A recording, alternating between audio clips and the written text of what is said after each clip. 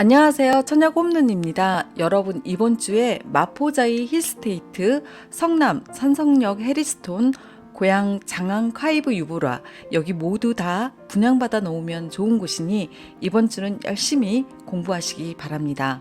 자, 이 영상은 과천 디에트르 퍼스티지 아파트 분양 공고에 대한 설명입니다. 청약 자격 중심으로 이번 영상은 설명드립니다. 입지는 그 전에 만든 영상 자세히 설명해 놨어요. 과천지식정보타운 공공주택 지구 내에 들어서는 민영주택입니다. 과천정보타운역과 정부과천 청사역 한가운데에 있는 입지고 GTSC 정차역은 바로 여기 정부과천 청사역에 들어섭니다. 본 도심인 정부과천 청사역이 도보로 20분 거리입니다. 이렇게 보시면 과천지식정보타운은 아직도 진행형이고 계속 공사 중에 있어서 허업을 받는 듯한 느낌은 있지만 상가가 다 들어서고 편의시설도 다 들어서면 가격 한번 뛰고 거기에다가 과천정보타운역이 개통이 되면 또 한 번 상승 여력이 있는 지역입니다. 아파트는 8개 총 740세대 중 일반 공급 453세대, 특별 공급 287세대입니다. 와우, 세대수가 정말 많네요. 자, 여러분, 분양가 상한제 아파트는 택지비와 건축비로 계산해서 딱 들어간 만큼만 분양가를 책정을 하잖아요. 1층이 7억 6,800만 원에서 16층에서 20층은 8억 6,600만 원이 되는데요. 25평형이 8억대이면 사실 낮은 가격은 아닌데 아마 과천 땅값이 높아서 매입한 택지 비용이 많이 들어가니까 이 정도 나온 것 같습니다. 계약금 20%, 중도금 60%, 잔금 20% 비율로 납부를 하고 중도금 대출은 이자 후불제입니다. 전매 제한 기간은 거주도 해야 해서 큰 의미가 없고요. 5년 거주 의무 기간이 있습니다. 최초 입주일로부터 3년 이내에는 들어와서 거주를 해야 합니다. 예정 입주일은 2027년 5월입니다. 3년 남았는데 입주 계획 잘 짜셔야 합니다. 전 개인적으로 5년 거주 의무가 오히려 좋다고 생각합니다. 5년 동안 강제적으로 묶여 있다 보면 본인도 모를 사이 꽤 아파트 가격이 올라가 있는 지인들도 많이 보셨을 겁니다. 관악산 산 조망은 아파트 사이드 쪽이나 초고층에서는 볼 수는 있겠으나 좀 대부분 좀 어려워 보입니다. 모든 세대 정남향의 3베이 구조입니다. 판상형이긴 하나 싱크대 쪽 작은 문으로 인해 통풍이 엄청 잘 된다고 말하기는 어려울 것 같아요. 솔직히 말씀드리는 겁니다. 넓은 팬트리장이 있어서 수납 공간은 잘 되어 있습니다. 자, 그럼 청약 자격 설명해 드릴게요. 민영주택이기 때문에 청약저축은 신청이 안 되고 주택청약종합저축, 청약예금, 청약부금 신청할 수 있어요. 예치금이 있습니다. 지금 보이시는 표 기준으로 입주자 모집 공고일에 이 금액 이상 들어가 있어야 합니다.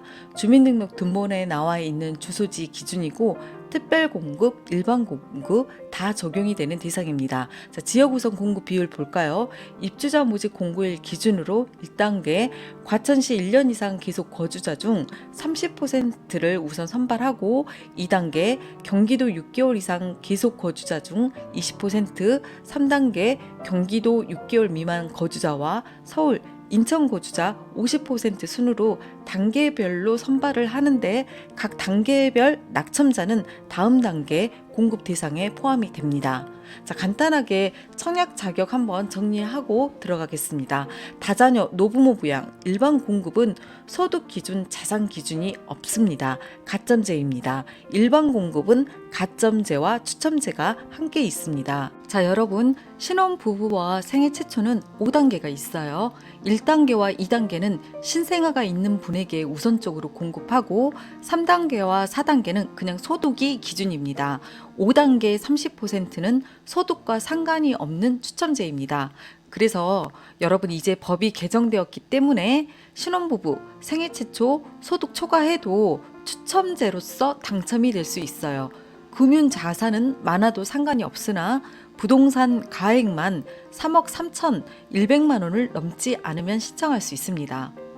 전략에 대해서 간단히 말씀드릴게요. 다자녀 같은 경우 무주택 기간, 시도 거주 기간, 청약 조치 기간에서 만점을 받아야 하고 미성년 자녀 수가 2명, 영유아 자녀 수가 2명 이상은 되어야 가점 추천권으로 좀 들어갈 수 있을 것 같습니다. 특히 영유아 자녀 수가 많으면서 신청자 나이가 많으면 다자녀를 추천합니다. 이자녀여도 다자녀 점수가 낮으면 어디로 가야 되죠? 신혼부부 유형이나 생애 최초를 쓰셔야 되겠죠. 자, 소득이 낮고 미성년 자녀 수가 많으면 신혼부부가 유리합니다. 신혼부부 유형에서 아이가 없다 하는 분들은 아예 불가능하냐 궁금하실 텐데요. 5단계 추첨해서 당첨이 될 수 있습니다. 자, 소득이 높고 미성년 자녀 수가 적으면 어디로 가야 되겠죠?